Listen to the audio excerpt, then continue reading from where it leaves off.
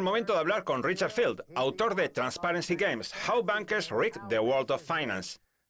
Llevo bastante tiempo siguiendo a Richard por Twitter y es una persona muy culta. Es maravilloso tenerlo en el programa. Muchas gracias por venir, Richard. Gracias por invitarme. Vamos a lo que nos ocupa. Hablemos del Deutsche Bank, que sigue teniendo pérdidas anuales y recientemente ha anunciado que ha perdido 1.600 millones de dólares en una transacción de bonos. ¿Qué está pasando? ¿Hay algo más de la historia que nos estén ocultando, Richard? Pues sí, están ocultando cosas, claramente. Lo más importante de lo que ellos llaman Berkshire Trade es que ocultan la transacción no solo al mercado en términos de inversores, sino que también se la ocultan a los reguladores, de manera que dichos reguladores de los bancos no tenían ni idea de la existencia de esta pérdida de 1.600 millones de dólares. Y estamos hablando de que eso se registró hace más de una década. Bien, ha mencionado usted el Berkshire Trade. ¿Hace eso referencia a Berkshire Hathaway? Berkshire Hathaway tenía una posición que cubría en teoría todo esto. Deutsche Bank puso en marcha el Berkshire Trade, que consistía en 7.000 millones de dólares en valores municipales que perdieron su valor, pero se supone que lo habían cubierto comprando una permuta de incumplimiento crediticio de Berkshire Hathaway. De hecho, Berkshire Hathaway ha informado de que perdió 50 millones de dólares en esa transacción. Esta es una de las cosas interesantes. Afirman que han perdido dinero, al igual que le ha ocurrido a Deutsche Bank, lo que sugiere que la cobertura tampoco era ninguna maravilla. De acuerdo. Ya sabe que, si miramos un poco al pasado, siempre damos con historias de bancos involucrados en actividades comerciales que ocultan transacciones. Recuerdo la crisis del 2008 cuando tuvimos el fraudulento acuerdo de recompra 105 de Lehman Brothers, en los que ocultaban todo tipo de cosas a los reguladores. Y esto es algo que ocurre de forma sistemática y endémica en el sector bancario. ¿Por qué los reguladores no dan con este tipo de cosas más a menudo? Parece que cada día nos enteramos de que algún banco está haciendo operaciones fraudulentas. ¿Sabe usted por qué los reguladores se muestran tan reticentes en ir tras este tipo de maniobras, Richard? Pues hay dos motivos para ello. La primera es que no tienen literalmente la información que necesitan para poder dar con ello en términos de balance de transacción. ¿Recuerda lo que pasó con London Whale y JP Morgan? Sí. Ocultaron a los reguladores una pérdida de 6.200 millones de dólares. Y los reguladores declararon que realmente no tenían ni idea de que aquella posición existía. Ben Bernanke, en su último año como presidente de la Reserva Federal, declaró que los reguladores no tienen todos los datos de exposición que tienen los bancos, así que no pueden llevar a cabo la prueba de resistencia bancaria.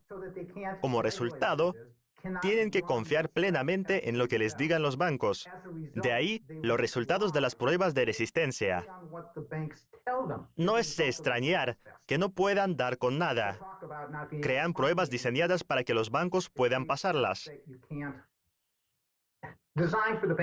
El segundo motivo es que en realidad no quieren dar con los fraudes. Si volvemos al 2008, la mayor preocupación de los reguladores era el contagio. Si uno desmantela a un solo banco, de los que se consideran demasiado grandes para caer, arrastra consigo al resto de los grandes bancos de ese tipo. Así que decidieron hacerse los suecos con todo lo que pasara en esos grandes bancos. Sí, creo que está usted diciendo cosas muy interesantes. Vamos a aclararlo un poco antes de seguir. En resumen, los reguladores tienen impedimentos a la hora de descubrir los fraudes.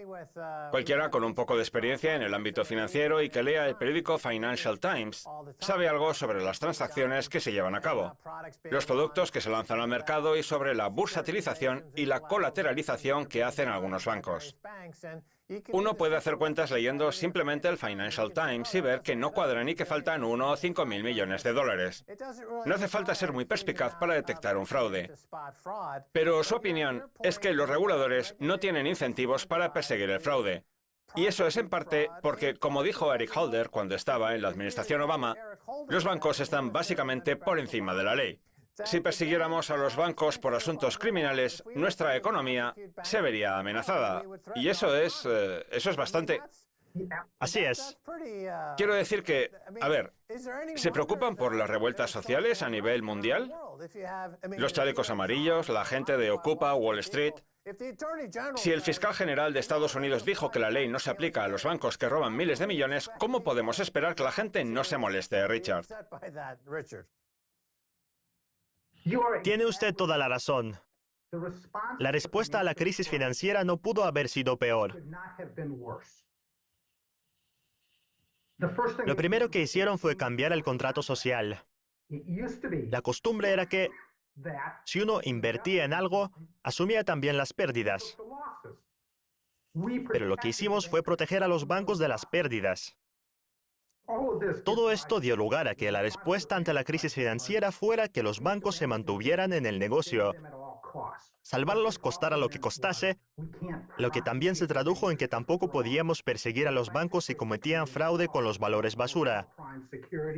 Pusieron las hipotecas en estos valores que no cumplían ni las representaciones que se hicieron sobre las hipotecas ni las normativas que se supone que deberían haberse aplicado.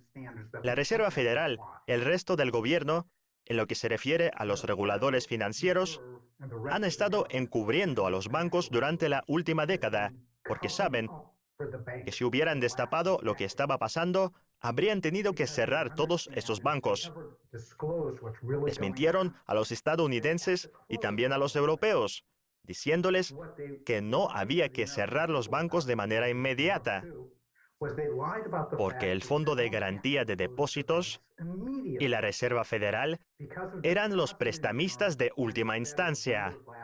Un banco insolvente puede seguir existiendo y dando pagos indefinidamente. El ejemplo clásico del banco sin solvencia que está haciendo esto ahora es Deutsche Bank. Este banco tiene una cartera de derivados enorme. No hay duda alguna de que Deutsche Bank iba por el mal camino en todas sus transacciones, de que ocultan pérdidas económicas enormes en esa cartera y de que son insolventes. Pero el gobierno alemán no va a cerrarlo. Prefiere engañar a los inversores en su lugar. Bien, así que usted se refiere a algo a lo que podríamos llamar síndrome de la reina roja. Para ocultar las pérdidas, el gobierno alemán está permitiendo que el Deutsche Bank genere más pérdidas para ocultar las pérdidas anteriores. Ya vimos esto con Barings Bank antes de que quebrara y con Long Term Capital Management antes de que quebrara también. La mayoría de los bancos pasan por esa especie de escenario prequiebra en el que su balance general tiene agujeros enormes. No quieren revelarlo. Toman riesgos mayores. Los agujeros y las pérdidas se hacen cada vez más grandes. Ahora, con estos grandes bancos demasiado grandes para caer y con el Deutsche Bank en particular, se trata de un banco que está muy arraigado en la economía europea y en la alemana. Es tal y como ocurrió en el 2008 con la crisis financiera, como cuando Eric Holder dio luz verde a los bancos para que defraudaran y dijo que los bancos estaban por encima de la ley, participando así en un fraude masivo ya arraigado en Estados Unidos. El valor contable de derivados financieros del Deutsche Bank se ha convertido en un pasivo global y todo depende de que consigamos préstamos extraordinariamente baratos de bancos centrales como el de Japón. Richard, si las tasas de interés aumentan en 10, 20 o 30 puntos básicos, la estafa Ponzi, que es el Deutsche Bank, quiebra. ¿Estoy en lo cierto? Pues sí, es decir, no pueden subir las tasas de interés a nivel global por toda una serie de motivos a lo largo del mundo, porque las economías también han quebrado en cierto modo. El hecho es que, con el tema de Deutsche Bank, lo que están haciendo es intentar averiguar cómo conseguir que JP Morgan y otros bancos dejen de hacer transacciones de derivados con el Deutsche Bank, de manera que el Deutsche Bank caiga y sin arrastrar al resto del sistema financiero consigo. La verdad es que, en vista de los valores contables tan solapados de estos bancos, parece mucho pedir. Todos ellos tienen riesgo de contrapartida con los demás. Y ya vimos en el 2008 que cuando uno de ellos se declara insolvente, como pasó con Lehman o Bear Stearns, el sistema bancario mundial deja de existir a causa del congelamiento del crédito. Las tasas de interés a un día entre bancos suben un 5, 6 o 7% y acabamos, en esencia, con un periodo de devastación económica y con el sector bancario exigiendo un rescate de miles de billones de dólares por parte de los contribuyentes de Estados Unidos y del resto del mundo. La verdad es que entiendo por qué quieren que el Deutsche Bank se quede aislado y se hunda él solito y sin contagiar a nadie. Ahora bien, eso es imposible, Richard. No se puede evitar el contagio. ¿No es así? Lo que no existe es lo del aislamiento. Lo que hay que entender es que los banqueros de JP Morgan lo saben, al igual que lo saben los de Barclays, etc. Así que van a seguir manteniendo su exposición al riesgo con Deutsche Bank hasta niveles que superan la capacidad de cualquiera de esos bancos para absorber las pérdidas cuando caiga Deutsche Bank. Y voy a retroceder un momento. La transparencia debería subyacer al sistema financiero en su totalidad. Siempre que tengamos bancos opacos, seguirán haciendo apuestas desorbitadas con el dinero de los contribuyentes.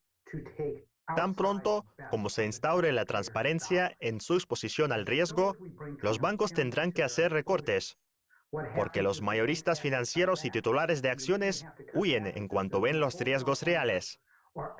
En esto consiste la mentira de la sede de la última década. ¿Recuerda el momento en el que salió la primera prueba de resistencia financiera? Si hacemos memoria, dijeron que estos bancos podían resistir hasta un apocalipsis financiero. Lo sorprendente es que, pudiendo resistir a un apocalipsis financiero, no puedan resistir a que se revelen su exposición al riesgo. Estupendo, Richard. Vamos a dejarlo aquí por hoy, pero quédese para grabar el siguiente programa. Nos despedimos por ahora. Gracias por haber estado con nosotros. Gracias a ustedes. Esto es todo por hoy en Kaiser Report. Somos más Kaiser, Stacey Herbert. Quiero dar las gracias a nuestro invitado, Richard Field, autor del maravilloso libro Transparency Games: How Bankers Rig the World of Finance. Si quieren contactar con nosotros, escríbanos un tuit a Kaiser Report. Hasta la próxima. Adiós.